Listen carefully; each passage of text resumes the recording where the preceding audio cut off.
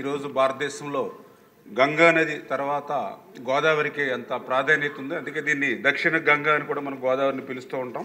ఏదైతే ఈ యొక్క గోదావరికి 12 ఏళ్ల తర్వాత వచ్చేటువంటి 12 రోజులు జరిగేటువంటి పుష్కరాలు ఏవైతే ఉన్నాయో ఇవి చాలా పవిత్రమైనటువంటిగా, ఎందుకంటే గౌరవ సభ్యులు ఏదైతే మరి ఈరోజు మాట్లాడడం జరిగిందో మరి ఆ 12 రోజుల పుష్కరాల్లో మనం స్నానం ఆచరిస్తే మరి 12 సంవత్సరాల పాటు 12 పుణ్య నదుల్లో స్నానం చేసినటువంటి పవిత్రత పుణ్యం వస్తుందని ఏదైతే పురాణాలు చెప్తూ ఉన్నాయో దానిలో భాగంగా ఇంత పవిత్రంగా మరి పుష్కరాలను మనం ఆర్గనైజ్ చేస్తున్నాం. ఈ రోజనే కాదు, గతంలో కూడా మరి ముఖ్యమంత్రి చంద్రబాబు నాయుడు గారు ఆ రోజు 2003లో కానీ 2015లో కూడా మరి చంద్రబాబు నాయుడు గారి సారథ్యంలో పెద్ద ఎత్తున ఆ రోజు గోదావరి పుష్కరాలని మనం నిర్వహించుకోవడం జరిగింది.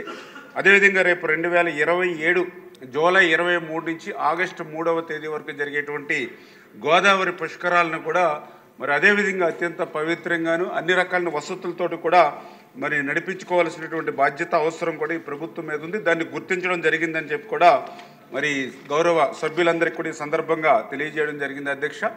దీని ప్రకారం ఏదైతే మన ఇరిగేషన్ శాఖకు సంబంధించి మరి మేము కూడా రివ్యూ చేసుకుని ఏదైతే 2015లో గత పుష్కరాల్లో జరిగినటువంటి ఘాట్స్ ఏవైతే ఉన్నాయో వాటిని అన్నింటినీ కూడా ఐడెంటిఫై చేసుకుని, అంటే ఏదైతే మరి 2015లో 307 వర్క్స్ని ఏదైతే 117 కోట్లతో ఆ రోజు మేము ఏదైతే చేపట్టామో మరి అవి కూడా ఇప్పుడు గౌరవ సభ్యులు చెప్పారు వాస్తవం. ఎందుకంటే ఆ రోజు 2014లో మన ప్రభుత్వం వచ్చిన తర్వాత 2015లోనే పుష్కరాలు రావడంతో ఆ ఎస్టిమేషన్లు వేసుకుని టెండర్స్ పిలుచుకుని వర్క్ ఆర్డర్స్ ఇచ్చేయడానికి కేవలం 3-4 నెలల సమయం మాత్రమే ఉంది. అయినప్పటికీ కూడా ఆ రోజు సమర్థవంతంగానే ఆ రోజు నిర్మాణం చేసుకున్నాం. అందులో భాగంగా మేము కూడా ఏదైతే గోదావరి జిల్లాకు సంబంధించి ఉభయ గోదావరి జిల్లాల్లో కూడా ఈ గోదావరి ఈస్ట్ గోదావరికి సంబంధించి 145 ఘాట్స్ని గుర్తించడం జరిగింది, దగ్గర 3625 మీటర్ల పొడవున.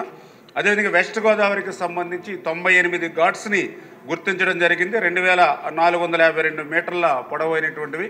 మరి వీటికి సంబంధించినటువంటి ఏదైతే ఎస్టిమేషన్స్ కానీ ఇవి కానీ ఏవైతే ఉన్నాయో వాటిని అన్నింటినీ కూడా మరి సంబంధితమైనటువంటి శాఖల ద్వారా ఏంటంటే ఆ ఇరిగేషన్ ఘాట్స్ నిర్మాణం వరకు ఇరిగేషన్ శాఖ బాధ్యత వహిస్తుంది.